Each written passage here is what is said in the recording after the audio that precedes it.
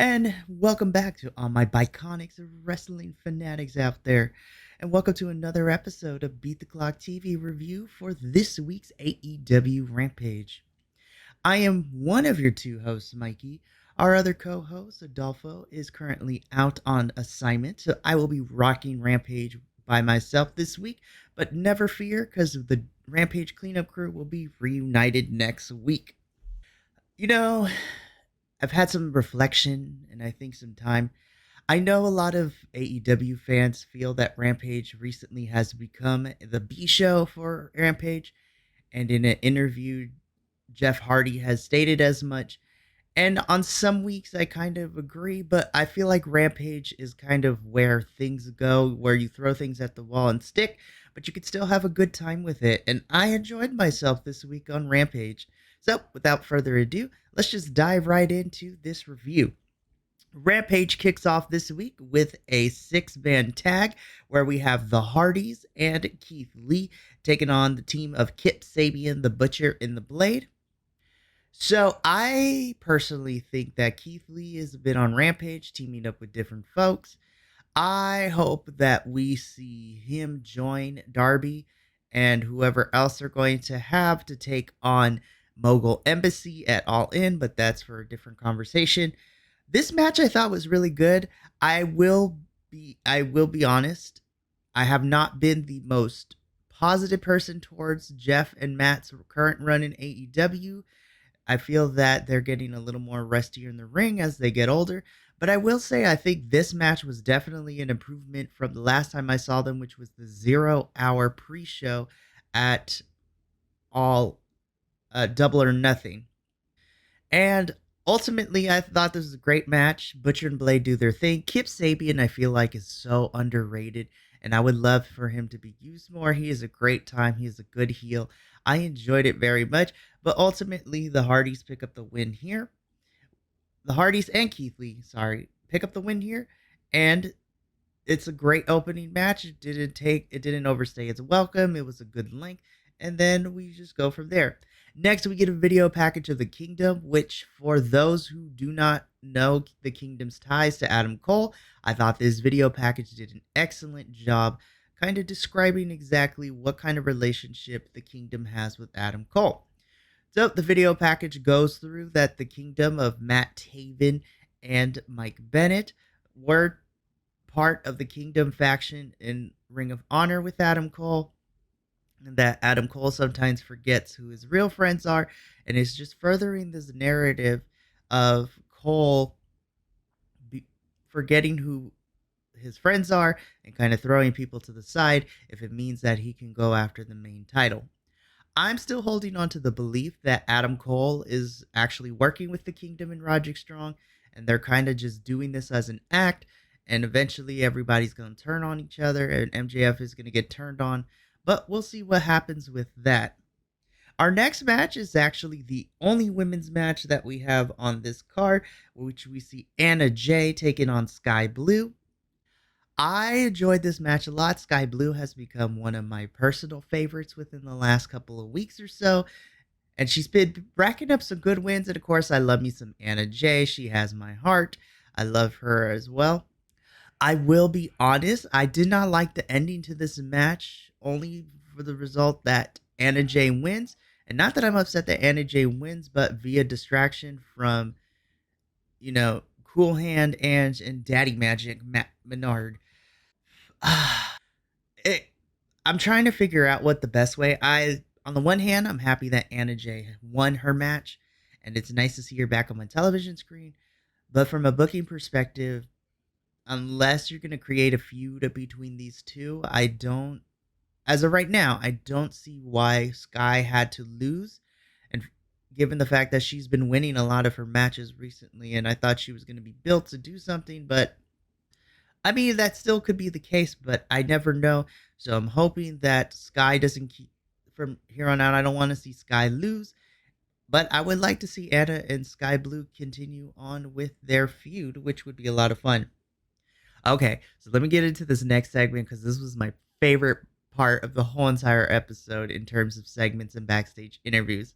So we see Chris Statlander squatting Renee Paquette as she's trying to give this interview about Chris's TBS title match at Collision today against Mercedes Martinez. And you guys, when I tell you at first I had no idea where this promo was going because Chris Statlander started listing chores that people do around the house, like wash, do the laundry, clean, wash the dishes, clean the gutters, vacuum everything. And at first I was like, what is she doing? And she's like, Mercedes, you better do all this before I get here because mama's coming home. And I kid you not, I had a pause because I was dying of laughter. I was crying.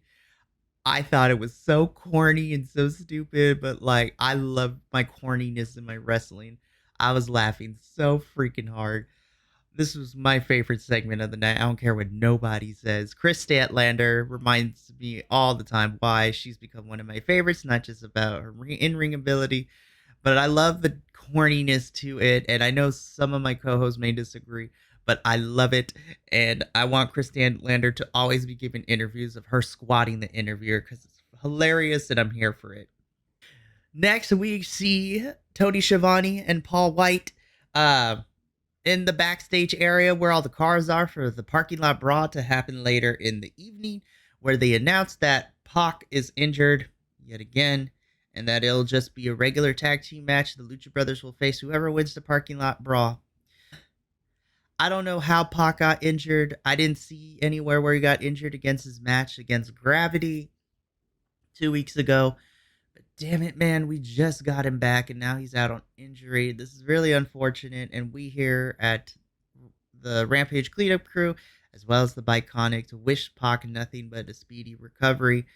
But man, this sucks, especially this close to all.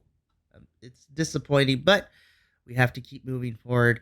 And so this was a squash match that happened next. We see Mogul Embassy being represented by Swerve Strickland and AR Fox taking on the team of Logan Cruz and Sean Perez.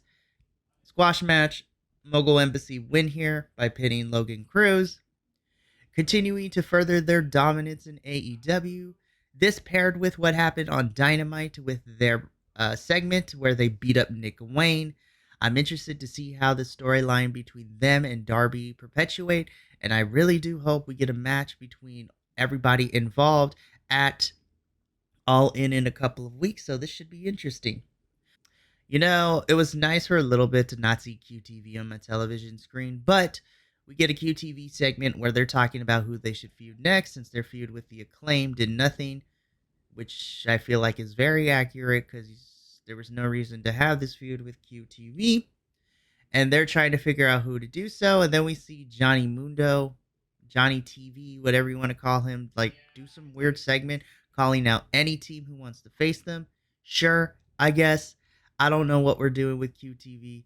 Johnny TV needs to get away from QTV as fast as possible. I still don't get why Aaron Solo attacked Miro last week on Collision and how that's going to play into it, but who knows? We'll figure it out. But QTV is not my favorite. I have said it on multiple occasions here on Rampage, but it is what it is. Next, we get a... This is also a funny promo between Brian Cage and Big Bill, basically cutting this promo for their tag team championship match tonight on Collision against FTR. Big Bill and his New York accent cracked me the hell up. And then, of course, Brian Cage being Brian Cage. Again, this was the tag team I didn't know I wanted, but I'm so happy I had it. Though I am curious as to why it's Big Bill and Brian Cage and not Big Bill and Lee Moriarty, but it is what it is. And I'm excited to see their match on Collision tonight. Speaking of Collision, we get our bumpers for Dynamite and Collision, listing the matches that are currently announced for both next week's Dynamite and tonight's Collision. But we then jump into our main event, a parking lot brawl between the Blackpool Combat Club, which is being represented by John Moxley and Claudio Castagnoli, taking on Best Friends, which is being represented by Trent Beretta and Mr. Chucky T. Taylor himself. Y'all, when I say that this was a spot fest, it was a spot fest and I loved it. This was violent. This was crazy. I love seeing some things like Chuck Beretta siphoning gas to set the thing on fire. Windshields were being broken. Guardrails were being used. And then, of course, my favorite person comes in towards the end of this match, Mama Sue in her minivan with Orange Cassidy riding on top of it to even the odds when Wheeler Yuta comes out of the trunk. Was Sue is the best character, and I love her for it. The Blackpool Combat Club are monsters for destroying her minivan. How dare they? Man, I would love for Mama Sue to like have get her comeuppance and like attack Blackpool Combat Club to get revenge on the van, but this was great. Ultimately, Blackpool Combat Club pick up the win here after John Moxley hits a curb stomp on Trent on Sue's door for the 1, 2, 3, and ultimately they win. Y'all, this was violent, this is brutal, and this is the one match where I'm okay with everything kind of being a little wonky. But man, this has some fun spots. I love the callback where Wheeler Yuta comes out of the trunk to kind of mirror when Orange Cassidy came out of the trunk the last time best friends were involved in a parking lot brawl. And Blackpool Combat Club exit the parking lot to win. Overall, I thought this episode of Rampage was a lot of fun. It seems that we're slowly building to All In. I do love that the people involved on Dynamite are getting Rampage time. The parking lot brawl was a lot of fun. The Chris Statlander promo was probably my highlight. I will give this solid Rampage a solid 7 out of 10 minis. Ultimately, I know Rampage is not anywhere where we can go to, for anything crazy to happen. It's become the B show according to some people, but I've been enjoying myself with Rampage the last couple of weeks. That is going to conclude my AEW Rampage review this week. If you love all the long form reviews that we do, make sure to check out our other reviews here on the YouTube channel, where we pretty much cover every single wrestling television show. Make sure we recently just had our Impact Wrestling video go up, where I talk about the build to Emergence. We also, the Dynamite duo plus me, covered to the 200th episode of Dynamite. Make sure to check that out because we had a lot of opinions and thoughts. We also have our SummerSlam review coming up on Monday, as well as our first guest here on the Bi-Conics. I'm super excited to have all this down.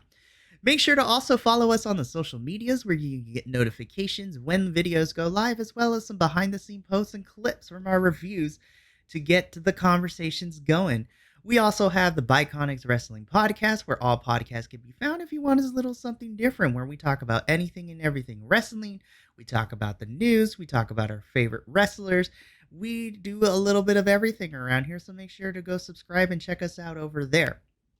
But that is going to be it for me, Mikey, here from the Rampage Cleanup Crew. Thank you so much for tuning in to another review of AEW Rampage. And as always, take care of yourself, love one another, and from all of us here at the Bi-Conics, adios and sayonara. Thanks for watching.